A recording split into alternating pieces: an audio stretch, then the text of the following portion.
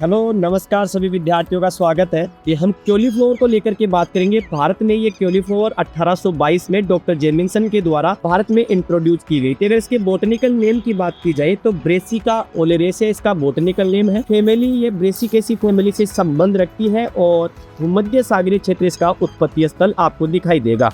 भारतीय कॉलीफ्लावर आपके जब इसमें कर्ड की बात करते हैं उसे 3 भागों में डिवाइड कर देते हैं, एक अर्ली, एक मिड सीजन की और एक लेट सीजन की। फूल गोभी की अगेती जो किस्में होती हैं वो सितंबर और अक्टूबर में मैच्योर हो जाती है, तो ये सितंबर और अक्टूबर में खत्म हो चुकी है। इसके बाद अगर हम बात करें मिड सीजन की तो ये मिड सीजन की गोभी होगी जो कि अक्टूबर और नवंबर में इस समय चल रही है बाजार में।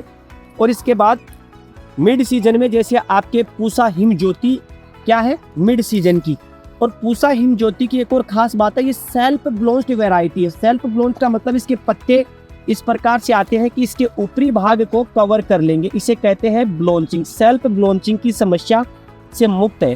फूल गोभी में एक लेट वैरायटी है पूसा स्नोबॉल, चाहे वो पूसा स्नोबॉल 1 हो, चाहे स्नोबॉल 2 हो या पूसा स्नोबॉल K16 हो, ये सारी की सारी क्या है लेट वैरायटी। फूल गोभी में सबसे ज्यादा जो सवाल पूछे जाते हैं इसकी फिजियोलॉजिकल डिसऑर्डर्स को लेकर के कि कौन कौन से डिसऑर्डर है। जैसे एक होता है फूल गोभी में ब्राउनिंग, ये इसका कर्ड जो होता है ये ब्राउन हो जाता है, लेकिन किसकी वजह से? बोरोन की डेफिशिएंसी से।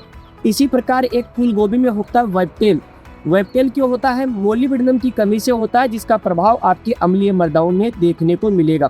इसी प्रकार रिसीनेस आपको देखने को मिलता है, फजीनेस भी आपको इसमें देखने को मिलेगा। एक होता है बटनिंग। बटनिंग में क्या होता है? कर्ड जिसको कह सकते हैं पूरा डेवलप नहीं हो पाता। जैसे मैं अगर यहाँ दिखाऊं तो ये बटनिंग डिसऑर्डर आपको इसमें दिखाई देगा क्योंकि इसका कर्ड प्रॉपरली डेवलप नहीं हुआ। बटनिंग किसकी वजह से होता है? तो नाइट्रोजन की डेफिशिएंसी की वजह से आपको दिखाई देगा। आपके लिए इस पूरे सेशन में एक सवाल जो रहेगा वो ये रहेगा कि आपके फूल गोभी में कौन सा कीट मुख्य रूप से अटैक करता है। साथ में ही जितनी भी आपके कोल क्रॉप्स है इन सभी कोल क्रॉप्स में आपको ग्लूकोसिनोलेट्स पिगमेंट पाया जाएगा, जिसकी वजह से इसकी पत्तियों में आपको हल्का सा बिटरनेस दिखाई देगा। इसके अलावा माइरोजिनेज एक एंजाइम आपको दिखाई देगा और एक होता है आपके इसमें विशिष्ट प्रकार का पिगमेंट गाइट्रोजेनेटिक जो पिगमेंट है वो भी इसमें पाया जाता है। एक और सवाल यहाँ पर महत्वपूर्ण ये बनता है कर्ड फॉर्मेशन। तो कर्ड फॉर्मेशन आपके जैसे ठंडी जलवायु की जब हम बात करते हैं तो 10 से लेकर के 16 डिग्री सेल्सियस, और भारतीय सेंस में बात करते हैं तो 20 से लेकर के 25 डिग्री सेल्सियस तापमान आपको चाहिए होगा इसके कर्ड फॉर्मेशन के लिए आपकी। तो ये थी फूल गोभी को लेकर के कंप्लीट बातें। अगर कोई सवाल हो तो कमेंट बॉक्स में आप पूछ सकते हैं। धन्यवाद।